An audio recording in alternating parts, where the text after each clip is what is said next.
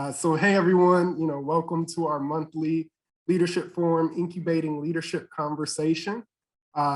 Just a brief refresher, many of you all are familiar with the organization, but we are the Leadership Forum community, and we are a nonprofit 501c3 that has a long history, over 100 years of providing a space for leaders to convene, to explore leadership challenges, develop conscious leaders, and create solutions that result in meaningful and equitable change in organizations, educations, and society. So with that, part of what we offer is our monthly programming. We call them ILCs, which stands for Incubating Leadership Conversations. And these are learning/development conversations that serve as sort of a safe space for leaders to convene together around the topic, and where provocateurs share insights, tools, perspectives about the topic they're passionate about in an engaging way that facilitates conversation and learning. And although that this is a discussion, we do ask that if you are not speaking, that you mute yourself as not to be a distraction to others.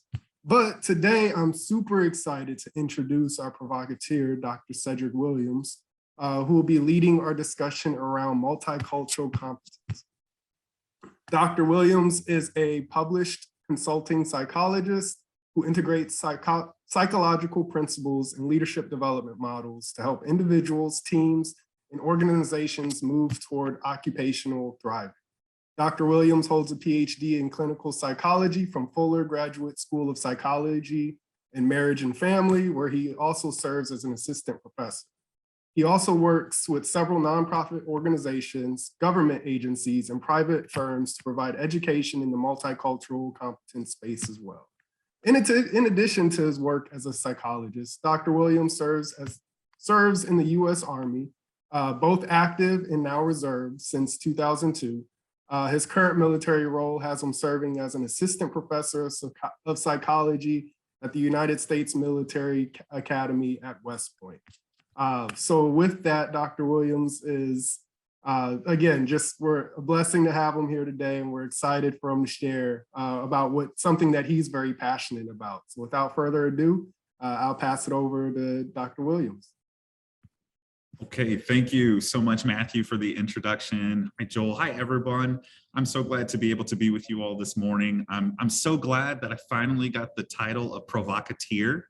I mean, I've never had that title, but I feel like, hey, this is cool. So I'm glad to have that bestowed upon me from your community. But in all seriousness, I am glad to be able to be here today and just to spend some time talking with you all about a topic that is important to me. And I hope that it's important to you as an individual. It's definitely important to our world, our environment, our teams, our organizations, our institutions that we belong to and are leading. Which is multicultural competence. I think in another space, I would love to have an extended time where we talk about every component of multicultural competence, but I'm actually going to just talk about a snippet of it, which is multicultural humility, for the sake of our time that we have today, not to rush through it, but to be able to do our due diligence. So hopefully that this is just a beginning conversation with you all over the next, years, 5 years, decades, that this conversation continues to grow, not only with your community, but with you all individually. If we can stay connected, I'm more than happy to do that. Let me jump in and share my slide deck with you all, and then we'll get going.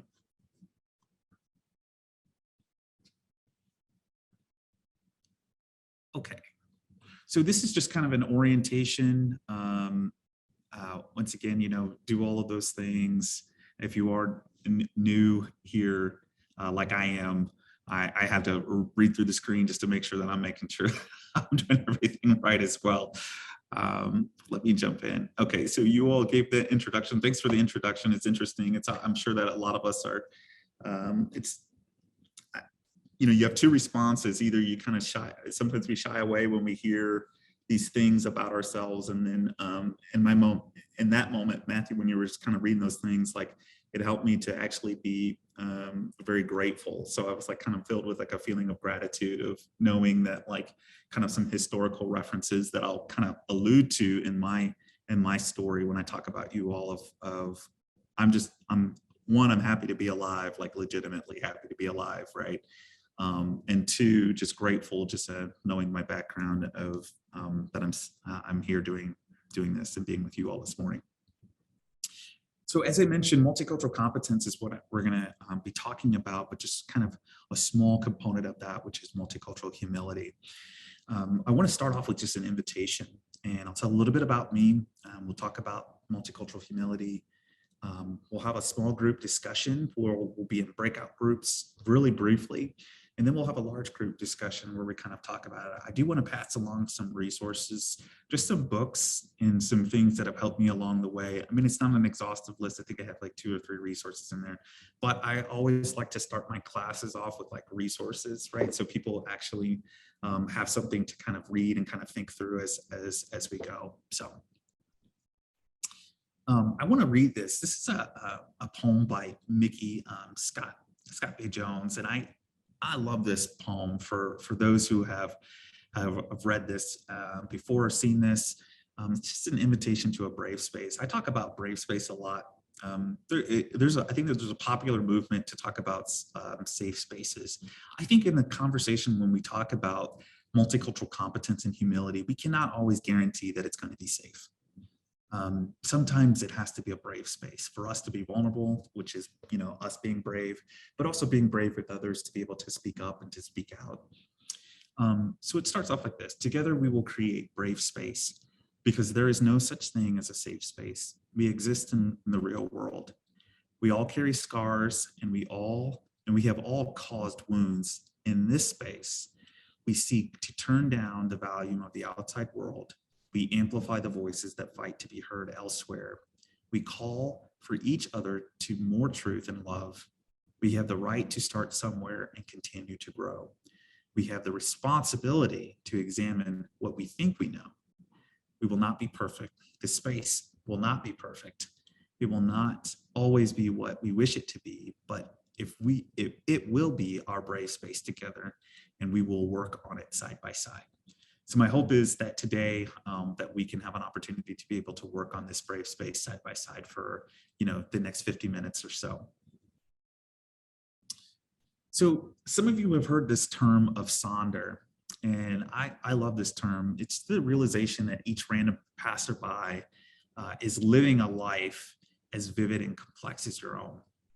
I don't know if you've had the opportunity to be able to kind of like be at a subway station and look around.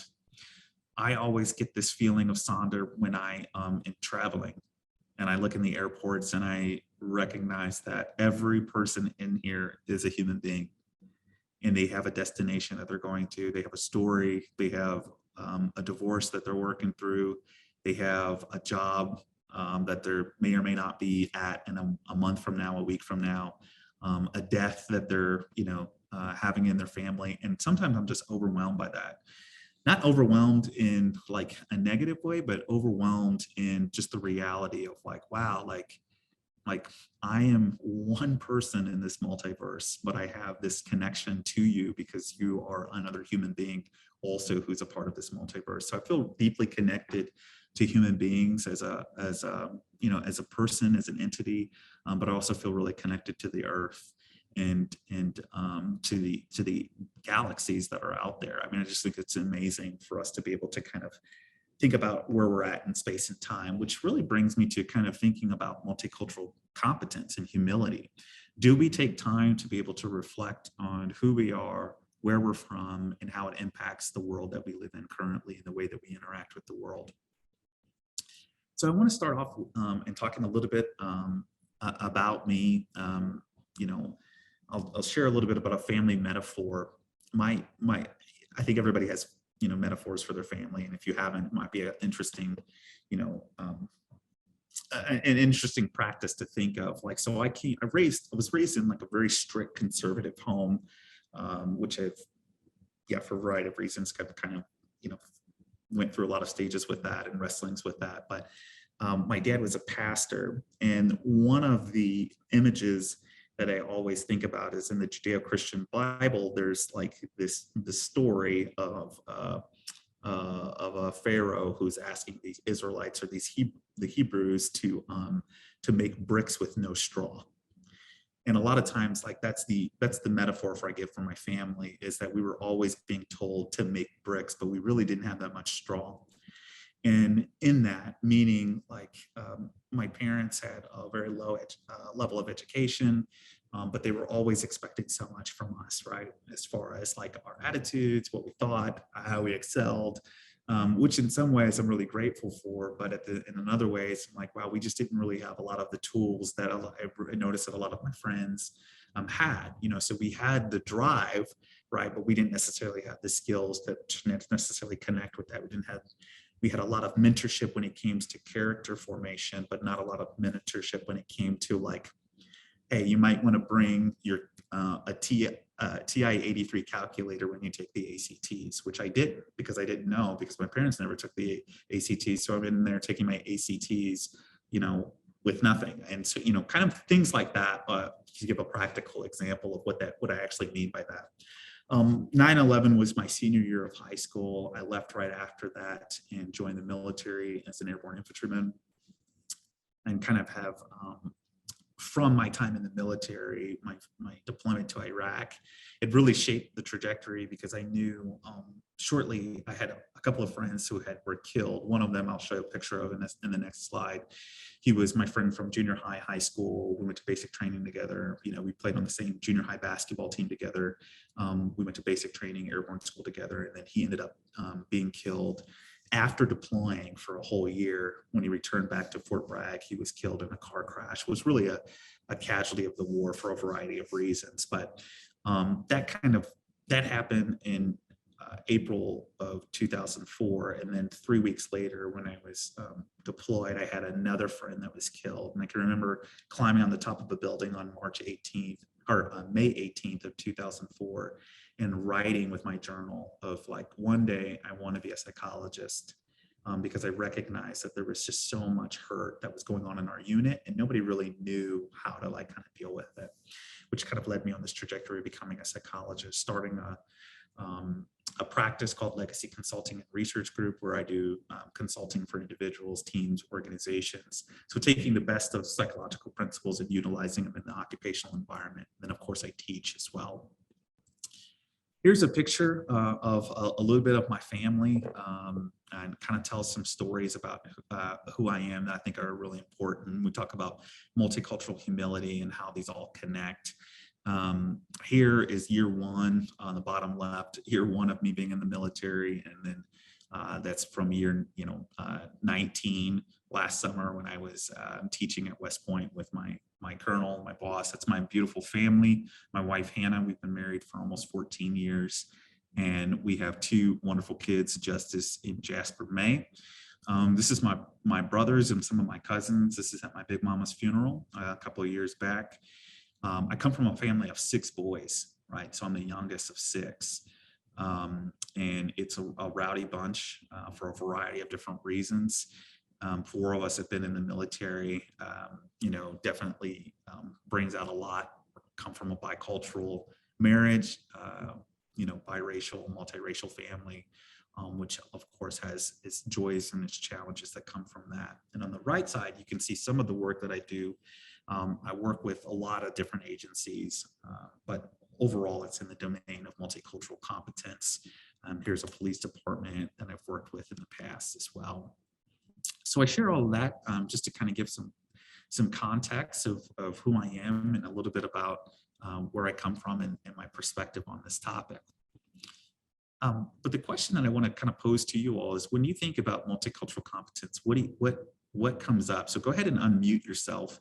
What words come up? What do you think? What have you heard? What is multicultural competence?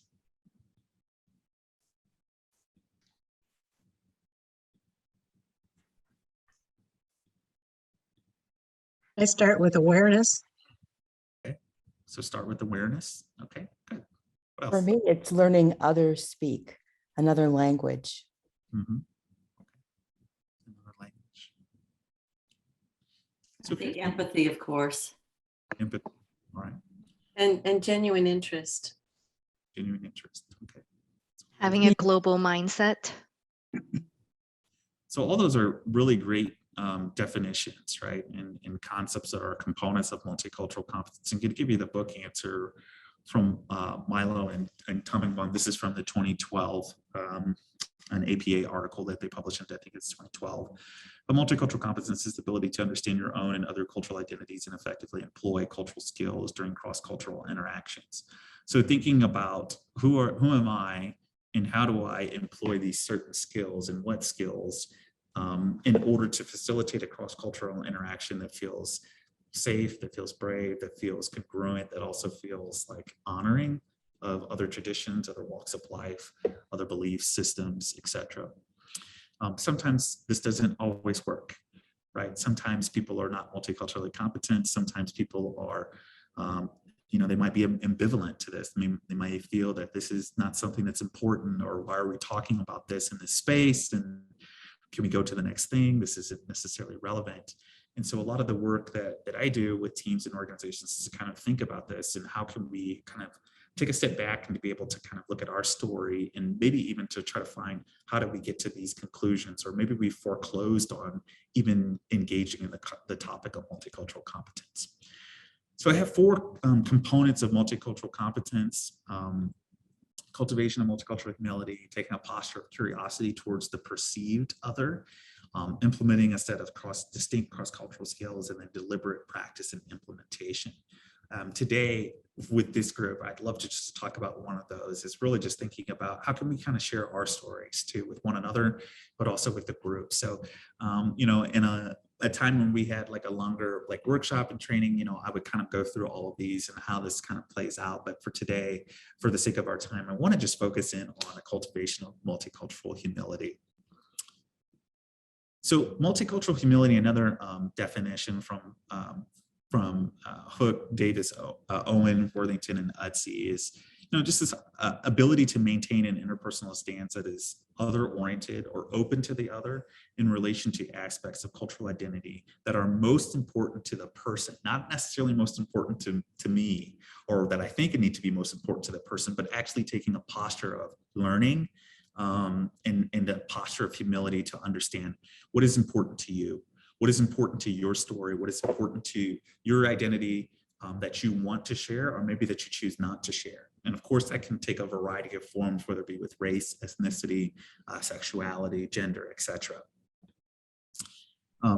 Another component of multicultural humility is thinking about lifelong learning, fixing power imbalances between groups, and then developing partnerships with people or groups who advocate for others. So I think that this is really important as far as like, how can you partner in advocacy and putting forth and being a voice and helping to be a voice, right? And contributing in that way. One of the things that I think is really important is this module of thinking about the matrix of oppression. This is from Adams, Bell, and Griffin. And now, mind you, this is from 2007. Some of even the language in this, I would do it differently, right? I would write this differently. They haven't made an update, but it's something to consider. But thinking about the way that you read this is you look at the social identity categories: privileged social groups, bordered social groups, targeted social groups, and then the isms. One of my favorite practitioners, DE&I practitioners, is Kamea Shortergood from the University of Maryland, College Park. And one of the things that she says is that, isms travel in packs, right? It's usually that you find them together, right? Whether it be racism, gender oppression, sexism, classism, etc. That you find them together, lumped together in these ideologies, it's institutions.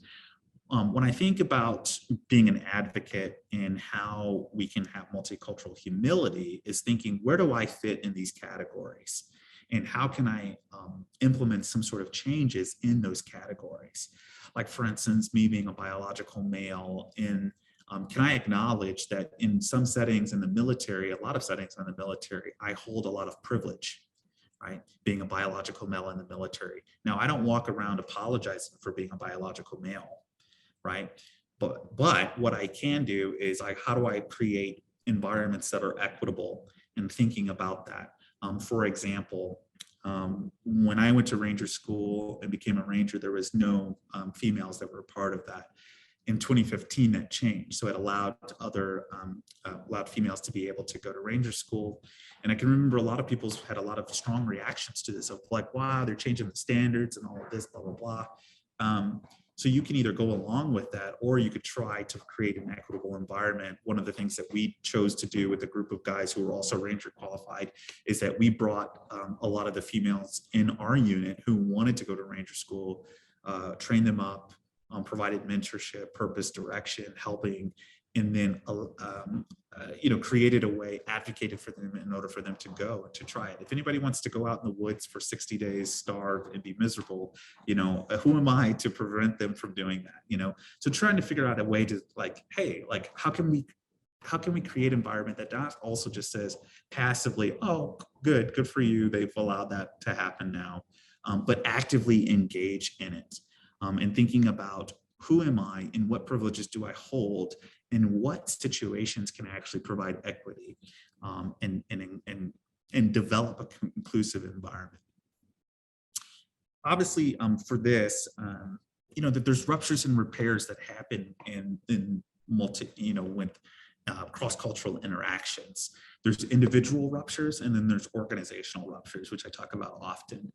Here's a picture. I'm involved in a local NAACP chapter in my community, and this is a joint protest that we had with the police department as well as the NAACP and members of the community.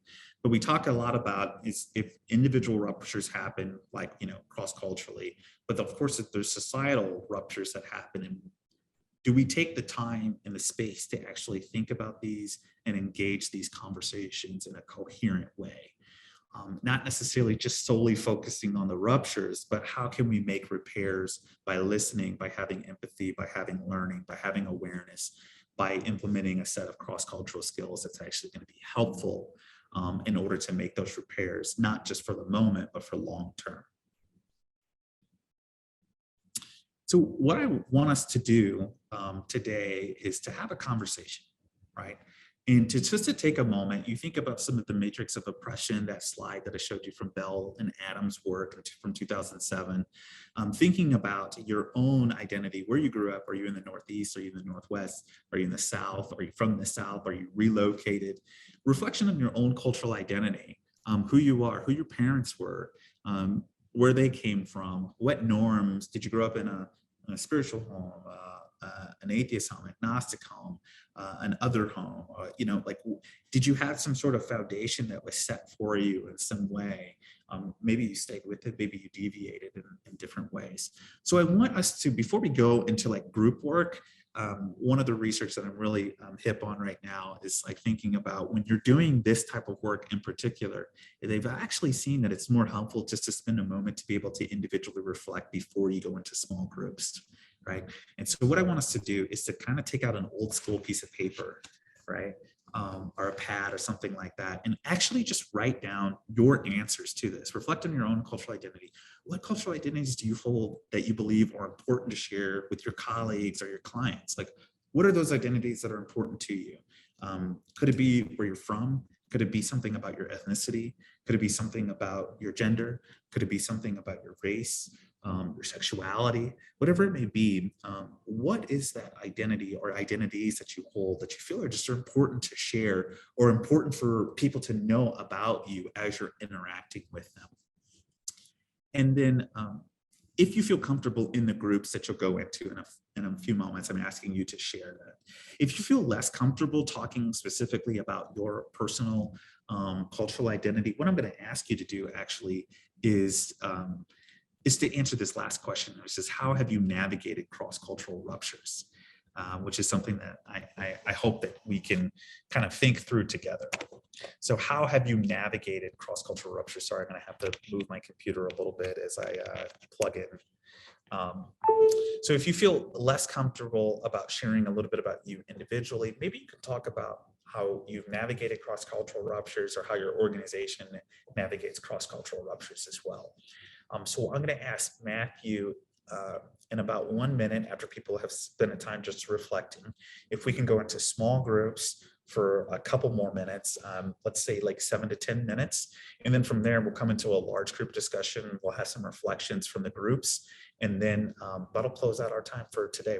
I'll have a small time of like, question and answer, or, kind of any kind of discussions from there. And then we'll close out. So if you can, just spend 1 more minute of reflecting, and then you'll go into small groups when you're prompted. Thank you.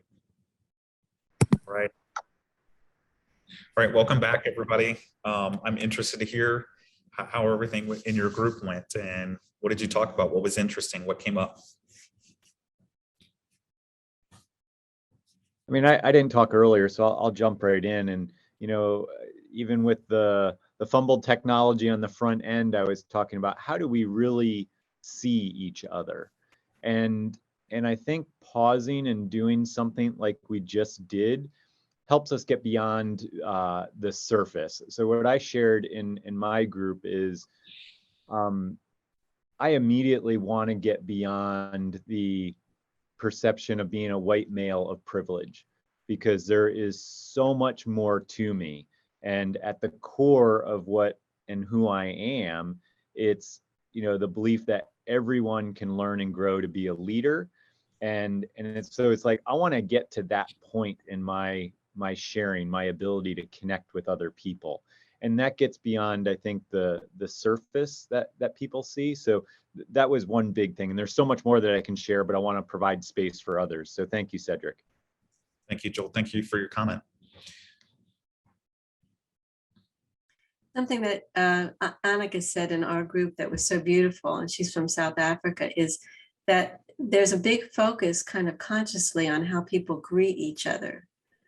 And so people will actually just say,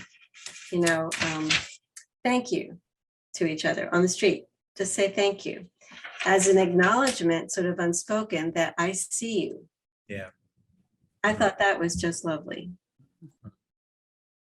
Yeah, that's a really interesting observation. That is true. It is kind of a small way as of an acknowledgement that I do see you, which is important. Gosh, we do One that. of the things that Eileen and I talked about was about our separate sort of cultural identities and feelings and reactions we have to what we think other people are surmising. Mm-hmm. They may not be, but that inner thought or fear or defense is still deeply in there somehow. And I'm wondering if people from every cultural group feel that, how do I respond to what I think you think?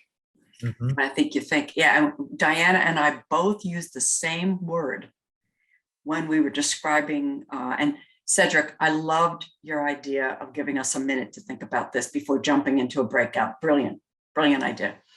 But we both used the word shame. Shame. Ooh. Shame. We both used the word shame, which was pretty interesting in our learning. That there was something that we felt like, ooh, but again, it's what we think people think about us that causes us shame. Yeah, very much so. And there's a lot of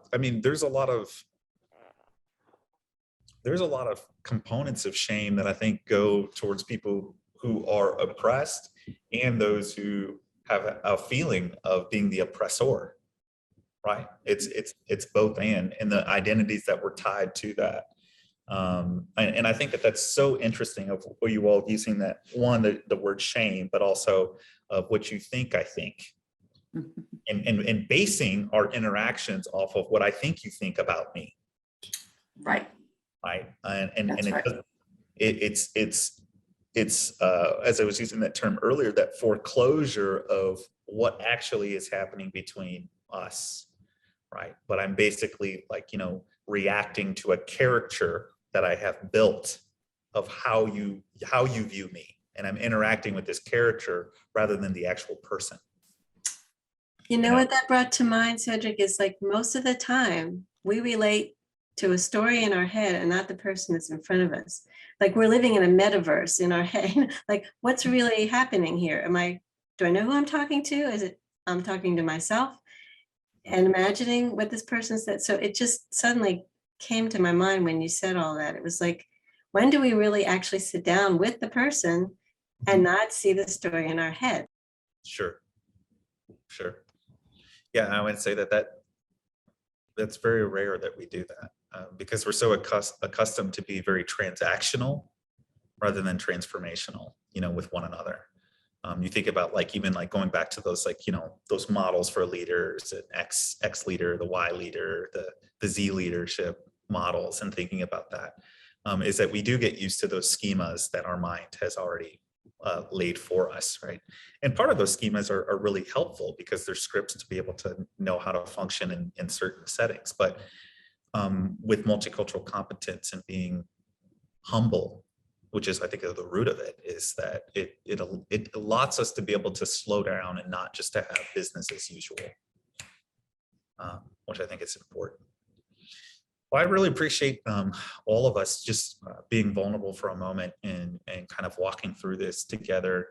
I wish that we had so much more time, and hopefully that we will over the next few years of traveling and interactions with one another, directly and indirectly. But I think this type of work that we're doing is the work of, whether people call it DE&I or belonging.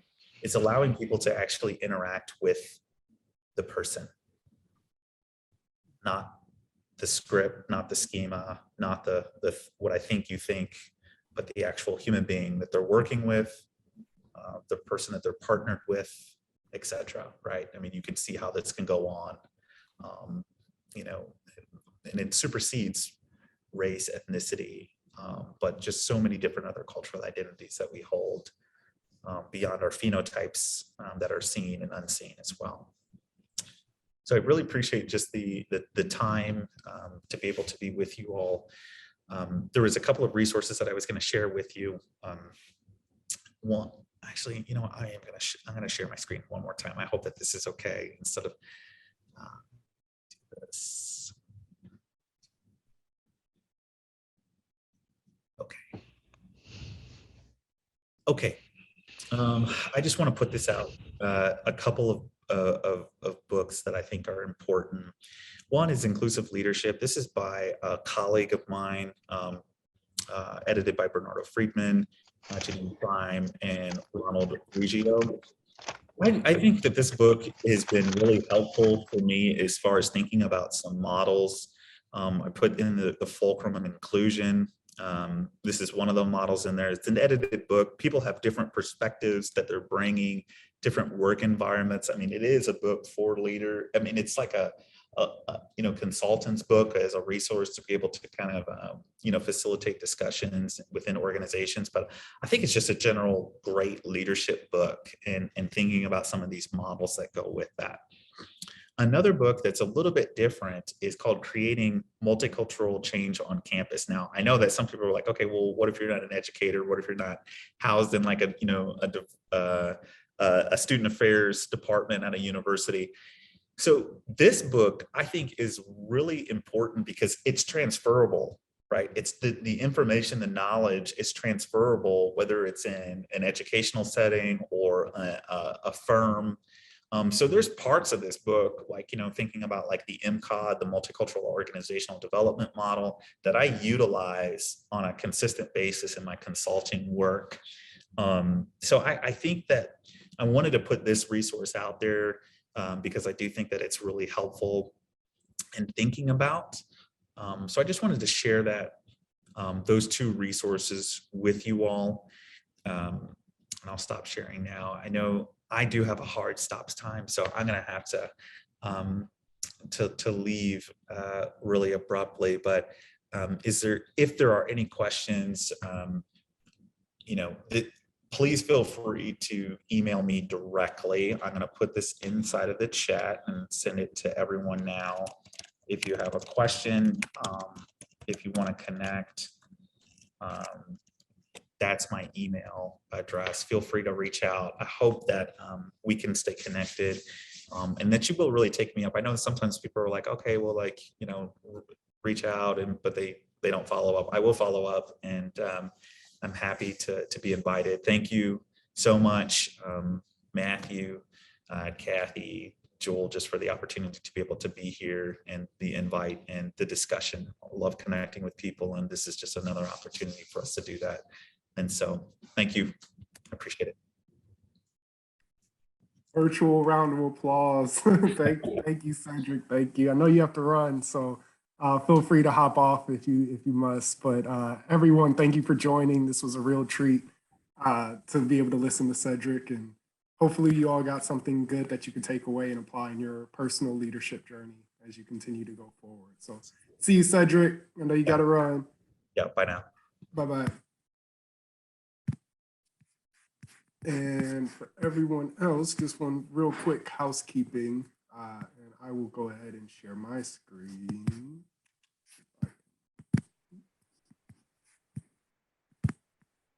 There in chat, the survey for this ILC. Thank you, and please consider taking that survey, giving us feedback. Feedback is a gift.